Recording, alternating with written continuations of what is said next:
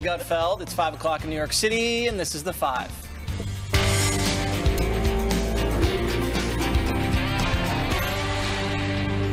President Trump and possible 2020 Democratic contender Beto O'Rourke throwing down over the border wall. The pair hosting dueling rallies in El Paso, Texas, and wasting little time going after each other. President Trump bashing Beto with these stinging attacks. And Beto O'Rourke responding by going hard left when criticizing President Trump's border wall. We know that walls do not save lives. Walls end lives. We stand for America, and we stand against walls. We know that there is no bargain in which we can sacrifice some of our humanity to gain a little more security. And here's President Trump laying into the Texan. We were all challenged by a young man who lost an election to Ted Cruz. Hey, you're supposed to win in order to run. But a young man who's got very little going for himself, except he's got a great first name. He challenged us. So we have, let's say, 35,000 people tonight, and he has 200 people, 300 people. As for the wall, congressional negotiators have reached a deal in principle to avoid a new government shutdown. The plan calls for $1.4 billion to build new border barriers, but falls short of the $5.7 billion the president's asking for. So will Trump support it? Here's what he's saying. I never cared about construction. I love construction. And I know how to do it for the right price. Am I happy at first glance? I just got to see it. The answer is no, I'm not. I'm not happy. But am I happy with where we're going? I'm thrilled. But the wall's getting built. Regardless, doesn't matter. All right, Juan, I confess I bought into the Beto hype. I thought he was the true believer. I thought he was a real superstar. I saw him last night. Kind of spastic gesticulations, kind of lightweight slogans, bad advance work. There was a band in the background, empty pair of drums. I don't get it. What's there to get?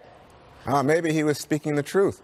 What truth was that, Juan? Well, he said, what does the wall do? It actually harms people. It hasn't stopped the level of illegal immigration. How did he say the wall harms people? By separating families. He said it sends them around to other places where they can't get through. But anyway, exactly. It doesn't matter. I mean, to me, what matters here is that Trump just, even in the size of the crowd things, just tells lies. He says, oh, this guy has 500 people.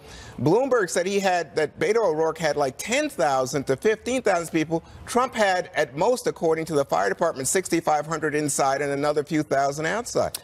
I'm glad you mentioned that because we had our crack team at the Five investigate and talk. Crack? We're keeping it away from you. We investigated and we talked to the Coliseum and the fire department and police department, and they said there were 7,500 inside the Trump rally. The place only holds 65. That's not true. One holds up to 8,000 actually, and 6,000 to 10,000 outside. So that was double what Beto O'Rourke had. Because how's that double 15? Because he didn't have 15. He did. Because the fire department and the police department both didn't do official estimates. Okay. And these were the estimates from his own people. You know what? You have such trouble with statistics. I'm going to leave it alone. But I will say this. I noticed that Donald Trump last night did not mention national emergency. And so I'm hopeful that today, with the deal that's been announced, we can finally move forward. I know that people like Ann Coulter making fun of the Green New Deal called Trump's new compromise here, the Yellow New Deal for Trump. The far right's never going to get off his butt when it comes to this deal. But I think for the best of America, hopefully Trump finally realizes enough with the lies and the distortion. And the demonizing. You know what the president did bring up were dogs, Greg. Let's listen to the tape. Oh, I like this. You do love your dogs, don't you? I wouldn't mind having one, honestly, but I don't have any time. I don't have time.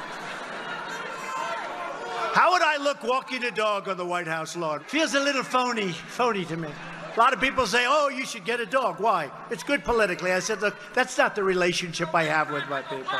We want to have, Obama had a dog, you're right. You love that. I tell you why I love that, because he's doing all politicians or future politicians a huge favor. He's talking about the typical political cliches that seem phony. You don't have to get a dog. If you don't want a dog, you don't have to get a dog. Seems a bit phony to me. So he's basically saying, for the future, you don't need all this political theatrics that everybody has to bow to. That's why Liz Warren looked so bad when she tried to hold that beer in her kitchen, or when she tried to grab the kid. And even Beto last night, he sounds too earnest to be sincere, or vice versa. So what Trump is doing, Trump is opening the door for so many different types of people to become politicians because you don't have to play the same game. Can I just respond to the whole walls harm people thing? Wait, before you do, can I jump in? Yeah. I think a lot of people like dogs. Including Dana. I mean, I don't think she's That's not the point. That's not the point. I'm talking about not being fake. Yeah, he doesn't have time to pet an animal. Well, yes, okay. it takes a lot of busy, but executive time. Trump is forcing. Somebody has to force this clarification on the Democratic Party because they're holding two competing ideas at once. You can't have a porous border and a country full of free things. No, exactly. Okay, those things they don't. You have to pick one. If you want your utopia of free things, then you got to have the greatest wall ever made because everybody in the world is going to come and get the free stuff. So if you don't want a wall, then you got to be a country that offers zilch. That you come here, you get nothing. In fact, nobody gets anything because that in itself is a wall. All right. Preach it. So, Thank you. What do you think about the rallies and the deal in principle between the negotiators? Everyone's upset with the deal, which I think is great. I love when people in Washington are unhappy because they're unpopular and they don't deserve my happiness. They also don't deserve my tax money. Let's go to Beto for a second. This is someone, I think he's precious garbage, and he drives me crazy. Here he is trying to do an impression of a cool band. He's trying to be a rock star. Yeah. You know, people painted this image of him and projected this aura that Beto O'Rourke is a rock star. I don't think he's that good looking anyway. He's not. He's trying to be mud honey. Everyone's like comparing him to RFK. I don't think he's that handsome. He doesn't have he's your trying hair. to be mud honey. He's Collective Soul. Even worse, he's Nickelback. Oh, wait a second. That was a death blow right there. I'm sorry. Morgan, take it from here. I think it was a Beto bust last night. I mean, what's really funny about this Democrat primary is how much Trump likes to gin up every one of them, and he's taking a different one every day. I think no one's going to have more fun in this Democrat primary than President Trump. I think you mentioned yesterday that he was going to be live tweeting all of the debates. But listen, the bottom line of what it comes down to, this deal, this wall, whatever it's going to be, there's a couple of questions here. Can the president, can he take this $1.375 billion, build it on steel barriers anywhere he wants in the deal? So that's important. You don't even know that. That's the problem. So that's a question that has to be answered. And what about this 40,000 bed cap? That's something I don't understand the politics of that one. How is that a winning political argument that we want to have less detention beds for illegal immigrants coming in? Force ICE to focus on violent criminals rather than breaking up families or bothering people who are just here contributing to the American economy. Well, what if they haven't contributed yet? What if they just got caught crossing? No, I mean, that's what the beds are for. That's why you shut down the entitlement state. That's what Greg was saying. You shut down the entitlement state. It's one or the other. I'm fine having a bunch of people come in. I'm not fine giving people free stuff. Right. Back to you. All right. And Nickelback called, and they're very upset. They're being called. Very successful band, Canadian. All right. Very Canadian. President Trump unloading on scandal-plagued Virginia Democrats. See that next. Married to the woman, what's her name? Rocking Virginia. Fox News has obtained what appear to be Facebook messages from the second woman accusing Lieutenant Governor Justin Fairfax of sexual assault. The woman, Meredith Watson, writing to a friend in 2017, and here I'm quoting, "I see you've been promoting Justin Fairfax on Facebook despite knowing he raped me, which is mind-blowing to me. Are you seriously voting for him today? #MeToo," end quote. Fox News has not independently corroborated the authenticity of these messages, and Fairfax previously denied the claims. Meanwhile, President Trump is going after the state's embattled governor, Ralph Northam, over his racist yearbook photo scandal.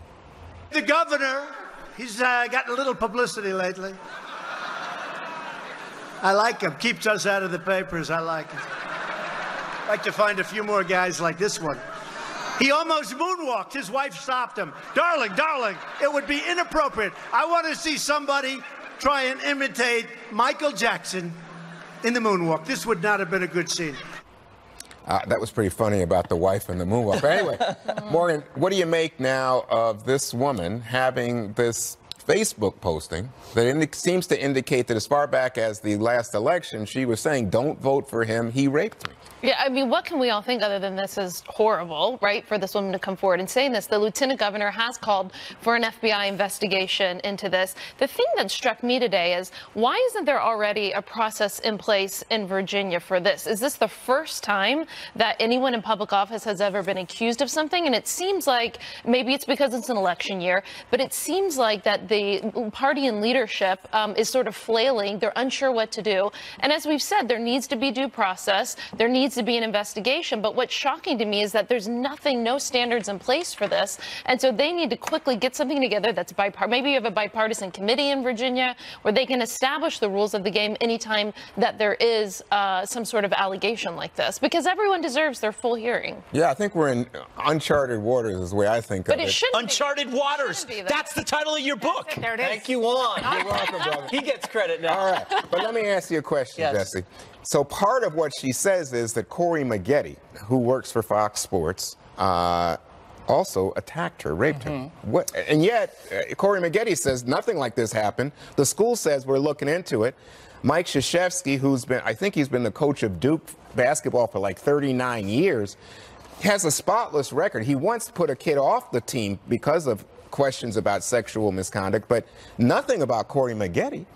Yeah, we don't know what Duke know about that whole allegation, but I do know this. In the court of law, it's tough to prove these things. 15 years ago, he said, she said, no physical evidence. Right. But in terms of Kavanaugh, Kavanaugh had airtight alibis.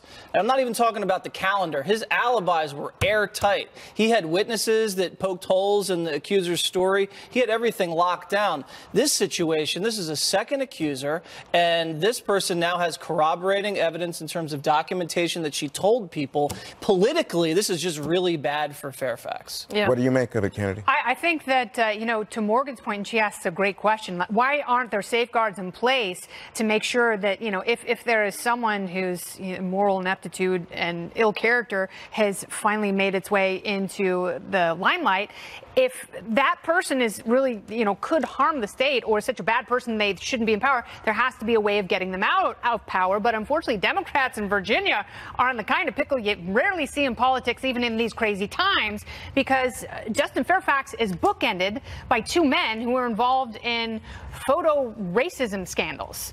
Mark Herring will be just as guilty if Ralph Northam has to step aside because of his blackface past, because Mark Herring arguably has done essentially the same thing. So it's impossible for one of them to leave and the other to stay, and that leaves Fairfax, who could be in real legal jeopardy here. And then the state flips over to a Republican governor. The fourth person in line is Kurt Cox, who is the Speaker of the House of Delegates. One quick follow-up to you, Kennedy. Obviously there was due process, a hearing, a full hearing in front of TV cameras given to Justice Kavanaugh now. But I don't think people on either side felt that they know the answer. I think there's probably more to know here, particularly if you've got a paper trail. So, and they both admit to it. Yes, an encounter. Yeah, he they both admitted to a encounter. consensual encounter. The second accuser. Consensual. Yeah, Yes. the second accuser. Well, Kavanaugh said, I didn't even know her. Right. It's a huge difference. And this is a Facebook post that took place 2 years ago. It's not something that happened 2 weeks ago when she saw conveniently that she could come forward and get a little publicity for herself. And she even says it in painful detail. Oftentimes rape allegations aren't taken seriously. I can't make an anonymous allegation because it won't have any credibility. And that speaks to the conundrum that so many victims are in. They're terrified because if they try and do it anonymously, nothing happens. And then if they come forward, then, they're vilified, or they have the kind of notoriety they certainly never wanted for something like this. What do you make of this, Greg? Well, I want to go back to this irony, and it should not be lost, that for 2+ years, this two-headed dragon of the media and the Dems have been chasing scandals and creating scandals to bring down Trump for 2 years. For 2 years, this has been going on. And now the establishment media has to look at their own side. What happened to all the scandal rabbits, right? There was collusion. There was Stormy. Where is Stormy? Trump was insane. Trump was unstable. Trump was a Russian agent. Then you had the Kavanaugh as a gang rapist. This Christmas list of scandals all went away. And what are we left with? Blackface, sexual assault, blackface, anti-Semitism, infidelity. All of these things are percolating and very real on the Democratic side. So for 2 years, they've been eating ice cream, the Dems and the media, and now they got to eat their vegetables. But Al Franken's gone. Yeah. Hey. Well, I'm just saying. You win some, you lose some. Well, if Al Franken were accused today, I do think, I know we talked about this a little yesterday, I do think that he would stick around. All right. President Trump calling on a freshman congresswoman to resign over her latest anti-Semitic comments. Hear from him right here, next on The Five. Like Kenny Loggins, but it's not. Democratic Congresswoman Ilhan Omar apparently not that sorry after being slammed for making new anti-Semitic comments. Omar released a statement apologizing after accusing a lobbying group of paying members of Congress to support Israel, but then said this. You apologized today, but what have you learned from your comments and the reaction to it? I've stated all of it in my statement. Can you regret your comments, Congresswoman? I'm pretty sure that was stated in my statement. Were you surprised by the criticism? Always surprised. So genuine. President Trump is blasting Omar for her offensive remarks and is calling on her to step down. Watch. What she said is so deep-seated in her heart that her lame apology, and that's what it was lame, and she didn't mean a word of it, was just not appropriate. I think she should resign from Congress. Another freshman Democrat coming under fire, Rashida Tlaib, facing backlash for writing a column for Louis Farrakhan's magazine back in 2006. So, Morgan, we talked about this a little bit yesterday. Right. I didn't sense the same level of contrition from Congresswoman Omar as she's expressed in her statement. And, you know, even though she said the right words, she was talking to Jewish colleagues and, you know, really learning how her words hurt her. It was sort of the Ralph Northam playbook. We have to be really mindful that anti-Semitism globally is certainly on the rise. And it seems to be also the case with this freshman Democrat class. Yeah, it's a huge problem globally. I mean, that's a good point. We were on air yesterday, I think, you know, shortly after she issued the apology. I tend to, if people apologize, I want to take them at their word. Certainly by seeing that video, that did not seem very contrite. This is not her first apology. This is actually at least her second apology that she's had to make for anti-Semitic remarks. So there seems to be a pattern here. I'm hoping that she can get coached and that she can, you know, actually be more contrite. But based off the public reactions, I actually think we saw more contrition from Governor Northam and what he's been through than her remarks. So we'll see if this happens again. She'll be watching closely. But the best point that you bring up is that how unsafe it is in many parts of the world to practice Judaism today. When you look at places, even England, Jeremy Corbyn, who's the head of the Labour Party there, is known for his anti-Semitic comments. It's routinely said in places like Hungary. There's many Jews who are attacked in France and fearful of wearing religious garb. And so it's when you start to see this stuff creep in the United States, I think that's why people of the Jewish faith are so on guard, because the Holocaust happened when there was no state of Israel. This isn't about Israel. This is about anywhere around the world you can be attacked for being Jewish, and we have to be careful. And that's why Max Rose, who's also a freshman Democrat in Congress, you know, gave her a pretty quick smackdown. But where do we go from here, Juan? Well, I think that, one, I think she's nervous and she's young and it's her first, I guess it's the first month or so in Congress, so I wouldn't take much. She should be used to the pushback. She's been tweeting anti-Semitic things since I don't think at least 2012. Let me say, I don't think it's anti-Semitic. I think she has trouble with some of Israel's policies and that there's a legitimate debate to be had. She has to be careful. You don't think what she tweeted Sunday was anti-Semitic? Because you're it was a meme. Even on its surface, unless you tap into the meme about the money and, you know, who's controlling, and then you say that fits noses. No, the whole thing about hypnosis. Yeah, well, that fits into not? some of the tropes that have been previously used to foment anti-Semitic sentiment in the world. So you tap into that. If you want to believe that she was tapping into that, okay, that's anti-Semitic, and that's why she apologized. I think the majority of your party believes that. No, I mean, Nancy Pelosi came out and said it was anti-Semitic. No, I think people are saying don't get into this game because it will divide the Democratic Party. Because it's racist racist. You don't Wait, get hang into on. the game because it's when racist. Donald Trump is speaking to a group of Jewish supporters, and Donald Trump says, "Hey, I don't want your money. I know you use your money to control politicians. I want your support. I don't need your money." You think people said, "Oh, you're anti-Semitic"? People say, "Oh, boy, that was strange," but we're not going to take it negatively about Donald Trump. She has a history that is well documented by Democrat politicians. I think she has used much more aggressive language toward Israel than the president. How about a guy who's a Trump supporter shooting up the Tree of Life synagogue? You think that's pretty aggressive? Yes, I do. Oh, okay. So I'm just saying, be careful if you're making this a political attack. But it's the Democrats who have imposed the purity test. That's so not unless true. you're going to abide by it, I think that you have to call a lot back. of Jewish people are Democrats, Kennedy. I know that, and that's my question to Jesse. Why is that? Well, you'd have to ask them. I don't know, but they're always, no matter what their political beliefs are, very supportive of the state of Israel. But it seems as though there are Republicans who are much more supportive of Israel and our only democratic ally in the Middle East. Yes, it's an amazing thing that there's not more Jewish Republicans in this country. But, you know, they always have their different belief system. I think what's happening here are there's like the three musketeers. You have Omar, you have Rashidi, and you have AOC. And they're all socialists. You know, you got some anti-Semitism in there. You got some Farrakhan associations in there, some ISIS sympathy in there. And the Republicans are going to target these three women, these freshman socialists. They're not really going to target Pelosi like they did. They're just going to go after these three radicals.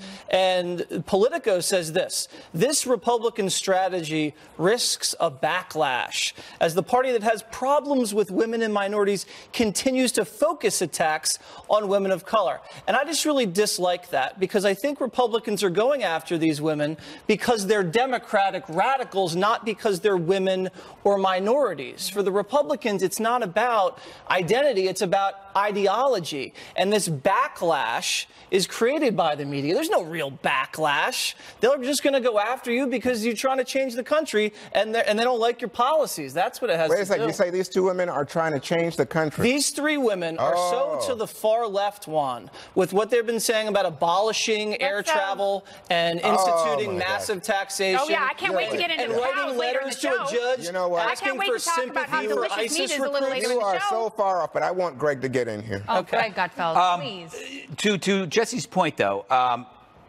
we knew how radical they were.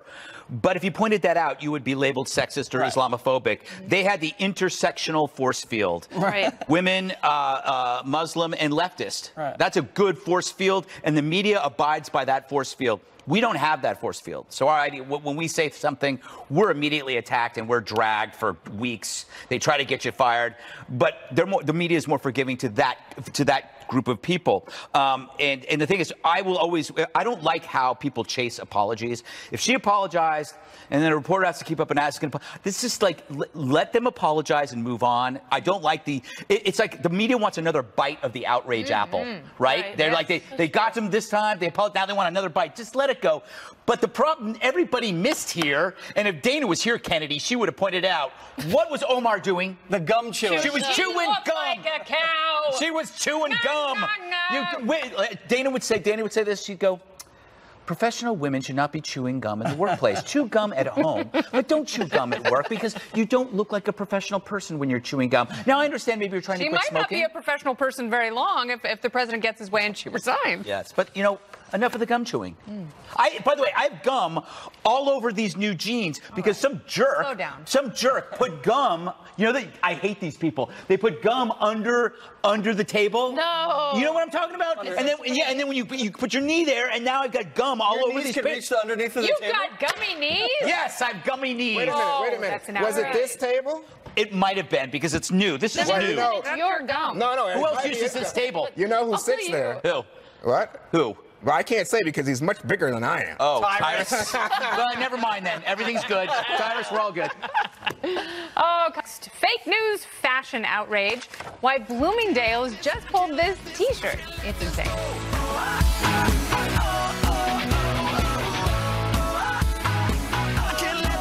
Shirt off a mannequin bearing the words fake news after a triggered reporter tweeted a photo saying the shirt delegitimizes hardworking journalists.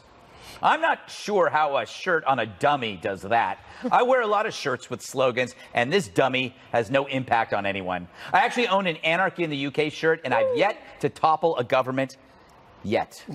But this isn't really about shirts. It's about the modern spineless corporation cowed by a tweet, reacting like dandelions in a strong wind. The spokesperson said, quote, "We apologize to anyone who found this T-shirt distressing," as if distressed shirts are the problem. But as you know, once you apologize, you just egg on those who are bored. Another member of the press safety patrol tweeted to Bloomingdale's that its apology wasn't sincere. "Please try again," the tweet dripped, as if 1,000 apologies could ever satisfy those who sniff fear. So good job, Bloomingdale's. Today, one dummy in a storefront window is cold and topless, while another dummy scores a scalp. I can hardly wait to see where this is headed. I saw a mannequin in Soho wearing fishnet stockings. Fishnets! They're used to trap fish. What kind of message does that send our youth? Strong finish there. All right, Juan, I'm going to do your job for you today. Thank you. All right. Might be wrong. But Greg, last night a reporter was shoved at a Trump rally by a surly drunk who was shouting fake news. Could this shirt have contributed to that? To which I say, no, Juan, they never saw the shirt. And if you notice, it's a Trump supporter holding back that drunk jerk. So now I can move on to another guest. Yes. I don't know what to say to you. I played Is that your point? Yes, I wanted to undercut your point. Well, no, I think it's very real. I hope you understand that people can be offended. Like, for example, this business that's going on right now with, is it Katy Perry shoes? Yes. That look like blackface? Right. And then people say, hey, that's offensive, and so then they pull it. I mean, there's certain things that you don't want. It's a weird-looking shoe. Yeah, but Juan, you're not offended by a fake news T-shirt, are you? I don't like it if that's But what you're you're not asking. offended. Don't buy it. No. Okay. I wouldn't buy it. That's exactly Passes right. the Juan test. But I think that when you're talking about the kind of suggestion, by the way, this came from a local New York City TV reporter. And then another reporter, and then everybody else goes. What people are reacting to is the enemy of the press thing, right? Okay. But you know what? The thing is, Kennedy, you are an operator of sarcasm. Sure. You could be wearing the fake news shirt ironically. Yes. You could actually be wearing it on a news broadcast. on a news, yes, kind of as a symbol against Trump. I'm wearing fake news because I think it's a joke. It's one of those phrases that has been inserted into our modern lexicon, and that's okay. And it's funny to poke fun of things like that, and that's exactly what they're doing. It's not a Trump 2020 campaign. Not at Bloomingdale's, definitely. No, it's doing is showing sarcastically that this phrase is ubiquitous, and it's making fun of that. I don't have a problem with that. I do have a problem with the outrage and the apology. Like, I'm so offended that you're taking aim at hardworking journalists. That's not the intent. No. And that's not, and if fashion does startle people, if it does jar you a little bit, good for them. That's what it's supposed to do. Fashion is supposed to be unapologetic, like Dolce & Gabbana. Dolce & Gabbana make fun of everyone. They make fun of everyone, and they don't care if you're Selena Gomez or Ariana Grande. They will make fun of you, which is great. There's not enough of that in the world. There's not enough pointing out absurdity. There's too much apologizing and too much easy offense, and I'm done with it. All right, Kennedy Morgan. It's true, though. It's like, you look at this, it's not a Trump T-shirt, and still the reporters are, like, offended. Yeah, I think that the untold success story in all of this is for Bloomingdale's. Actually, they responded to the tweet right away, and I love Bloomingdale's. I think they have excellent customer service. I tweeted them about my shoes. This is terrible. No, I think it's good. They respond to their customers. That's idiotic. Right away. They should not be on Twitter. She because loves Bloomingdale's. I know what she's doing. Favor. I know what. They responded to me. All right, how about this? I got bad shoes. All right, how about this? I had new shoes. Let's put the shoe on the other foot. Let's say you say something on the 5, right? Yeah. And that because that one person out there in outer space is offended by, and they contact Fox, and Fox goes, "We are so sorry that Morgan Ortega." Wouldn't you be pissed off if they didn't support you? Isn't that called media? No, but that's my point is. My point is, companies are no longer standing by anybody. No, I think Bloomingdale's is awesome, and they have good customer service. This is so selfish of you. Oh gosh, that's so. Greg, you know what it is? I was going to get this shirt, but I don't look good in yellow, so I didn't buy it. But this is about the reporters. What your mom said? This is about the reporters who can dish it out, but they can't take it. Think about all the industries that reporters have attacked: the NRA, the military, the police department, the NFL, Fox News, talking talk radio, all this stuff. The minute you say anything about their industry, they lock it down. You can't criticize Right. them. How dare because you. they have to maintain their status, and if their status is threatened, they run a mob at you. Yeah. All right. Well, coming up, more fun. Senator Spartacus, love that, has a new beef. His campaign against meat next. Going to war against meat, all in an effort to save the planet. The 2020 vegan presidential candidate is urging Americans to stop eating meat, saying, quote, "The tragic reality is this planet simply can't sustain billions of people consuming industrially produced animal agriculture because of its environmental impact. It's just not possible." Booker also adding that eating eggs doesn't, quote, "align with his spirit." Oh, God. I don't know what that means, but considering Greg is stuffing his face, Greg can't talk. I do something I have to say about Booker. Yeah. I think he's weird, but I think it's authentic. So like I kind of like it. Like, That when is true. He's authentically weird. No, I think he means it. When he said eating eggs doesn't align with my spirit, I can visualize him. I can see him saying it, and I kind of like his weirdness. Trump is blessed with the best enemies of all time. It's almost like he's casting his political opponents. He's the McDonald's president, and he's running it against a vegan. Think about the people running for president against this guy. You have a vegan, you have a fake Indian named Pocahontas, you have a coffee billionaire, you have people running around trying to abolish airplanes, people running around in blackface. This is going to be the greatest election of all time. This guy runs on a vegan campaign. Trump is going to say he's going to take away your hamburgers. He wants to take away your steak. Booker wants to take away your hot dog on the 4th of July. This guy is going to be obliterated, and it's going to be amazing watching the takedown. Juan, you are not partaking in the meat festivities. We have some ribs and hamburgers here. Are you supporting vegan presidential candidates?